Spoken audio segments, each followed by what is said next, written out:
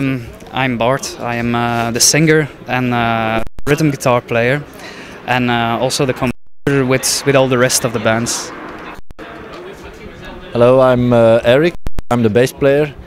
I'm also a composer of the band. And then it's to Benny.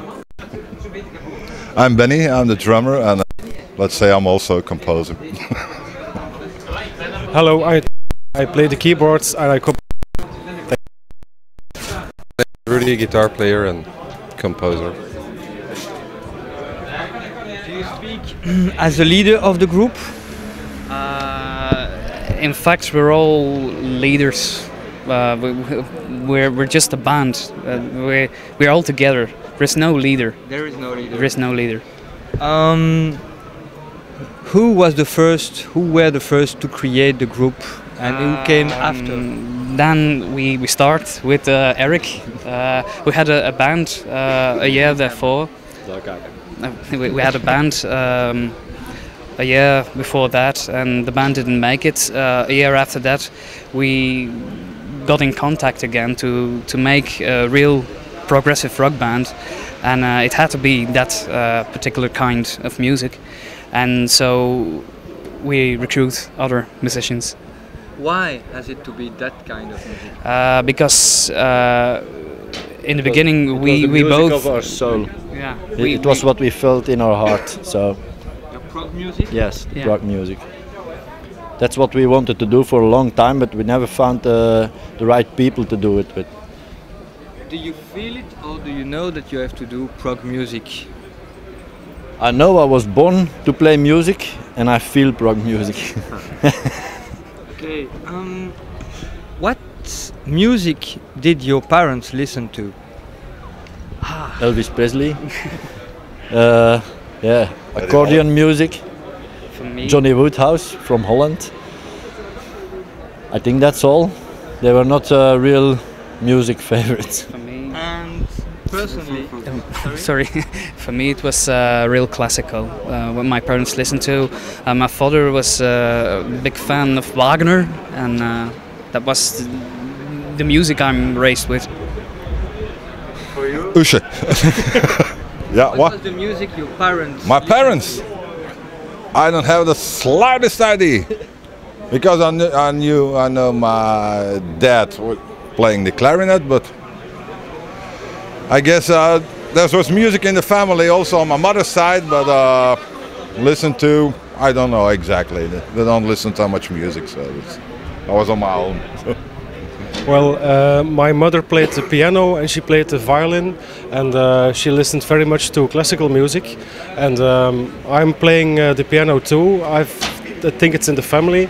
And my father, he didn't play any music, but he listened a lot to jazz music. Well, there wasn't any music in the house. If it wasn't for me putting on the stereo, so I had a few brothers who played guitar themselves, but for the rest, music, nobody really listened to music. No. Why? I don't know. They weren't interested, I suppose. It was just me when I turned it up too loud. Then there was music in the house. He still does that. Okay, so personally, what are your influence in music? For me, it's Yes, Genesis. Those are really the main things of my interest. Of course, also Roger Hodgson, Supertramp, things like that. My voice is a bit inspired by him. And the Beatles is also one of my favorites. My influences are not the things I want to play, but where I listen a lot. It's Yes, Genesis, Gentle Giant, Bach, Bela Bartok, Flower Kings, you name it. Everything that's good. For you? It's nearly the same. Let's say Yes, Genesis for me, Emerson, Lake and Paul, and that sort of stuff. So we're all alike. If I can add another one, Jethro Tull, Pink Floyd, Frank Zappa, Tom Waits, Erik Satie and Mozart. It's a different story. I wasn't into symphonic rock, in fact. It started off with The Sweet, Mud, Rouets, things like that. Then it went on to Boston, Kansas, yeah, and then little by little was the symphonic rock. But I used to play more heavy rock and things like that before. But when I joined these guys, it was what I really wanted to do all the time. He saw the light. Do you make enough money with the music to make a living on it? No, sure. What a question. We're in Belgium, you know. We still have to work. What do you do? We invest our money for the music, but we never had it back. But what are your business in the daytime, normal time? What do you do I'm just an employee on for a company. Okay. For me it's the same, and I also follow now shiatsu to try to make their living from. And I do Tai Chi. I work as a printer from 8 till 4 and from 4 till midnight music. So. I give IT trainings for a company, so programs like Microsoft Office, internet-related programs, mainframe-related programs, that's my job. Haha, I don't work at all. I used to work at the airport, but I ran away from all the stress, and so I took somewhat a year off. And now he's with MINDGAMES. Now with MINDGAMES, it's Pays a lot. yeah. What does inspire you in the progressive rock music? For me, it's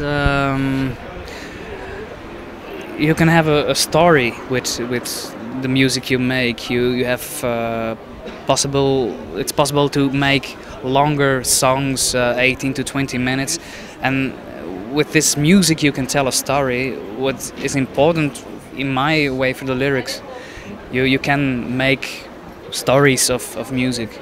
That's a really important thing for me. It's the same with the stories we can make with the songs, but also the interaction of the 5 people together. It's just like magic. We're all 5 different people. When we are together, we make, I think, beautiful music. So that's for me the big point in MINDGAMES. For me it's simple. The only thing that inspires me to make such a music are these 4 guys. Thank you, Benny. What interests me in prog rock is the possibility to create and to combine different styles. I played for several years on weddings, on funerals, on receptions, and I was playing the same stuff. And it was a little bit boring, and after a while I had my ideas. I want to create some new songs, to compose some new songs, and I think it's terrific with MINDGAMES to create new songs, to create new symphonic and prog songs. I got not much to add. This is it. No, progressive rock. It's the feeling that it's complete. Ah, bienvenue. Can you give us a definition of the progressive rock? No. If you look at the internet. Well, no. It's yeah. No. It's definition of progressive rock. It's lots of music together, but it's the feeling is there. It's a way of living. I think there are several characteristics in prog rock. Most of the time the numbers are very long, longer than 5 minutes, sometimes longer than 10 minutes. You've got different changes in rhythm, in ambience. You've got long solos on bass, on drum, on keyboards, on guitar. I think very special are the lyrics, telling something about which is above us. In fact, something we can't grab, something which is not concrete, but not real, but what lives in the mind of people. I think there are some of the characteristics of prog rock.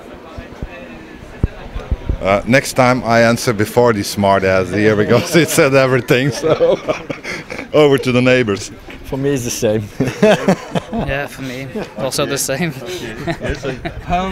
Can you tell us why the progressive rock is so badly known? Yes. I think because it's sometimes too difficult for people to listen to. People like more that chorus and strophe thing, and it's simple, and you can hear it in the background while you're working, so you don't have to listen intensively to the music. Some people do like that, but some people don't like that at all. So I think it's therefore the commercial music is more interesting to people because it's simple. So you think that the prog is not commercial? I didn't say that, but I think people don't like too many changes in songs. The how do you say that? The middle of the road. The vast majority. I was looking at the word. I think it's for that. You can't play it on the radio because it's too long. It's not commercial, like people say. We don't decide what is commercial or not. It's people in the business. We don't make decisions for that.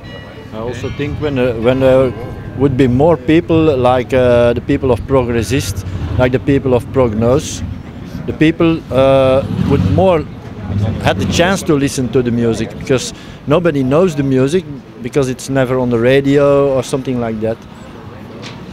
I think that's a very big point. People need to hear it on the radio. They don't buy CDs like that anymore. I just think it's difficult music to listen. You can't listen to prog rock when you're having friends on tea or whatever. You have to make some efforts to listen to this kind of music, and it's like big fat books. You have to spend time on it to read it. So in prog rock you have to spend time to listen to the music, to hear all things, and I think it's the lack of effort.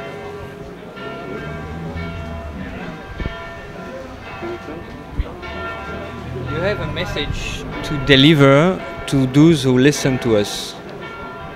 To those who listen to us.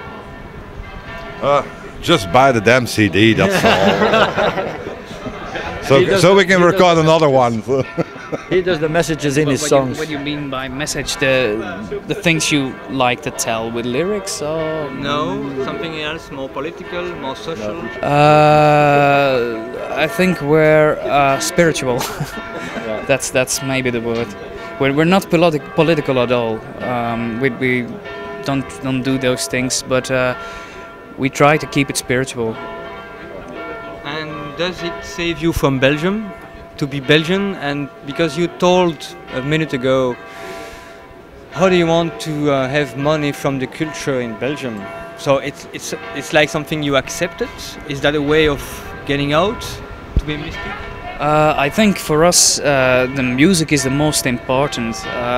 If we like to earn money really with music, we do something commercial, but we chose for the music to do, and we accept that we can't be millionaires with this kind of music, but it's just we decide to make this kind of music. Okay. What are your dreams? My dreams? Who? You mean with a band or? Any. Well, okay, I maybe dream about making a living, but my dreams or my expectations are a bit. If someone within 20 years or more on the other side of the world listens to our music and likes it, it's okay for me. That's my dream. What are your projects? Your projects? Second album. Do you have projects? Yes, now we're working on a second album now. This afternoon. We're so used to playing at the evening, at the night. So this afternoon we played several new songs which are not on the current CD, but who will be on the next one. And in the beginning of 2005, we will continue to create new songs for our new CD. So the second CD will be Effects. That's one of our main projects.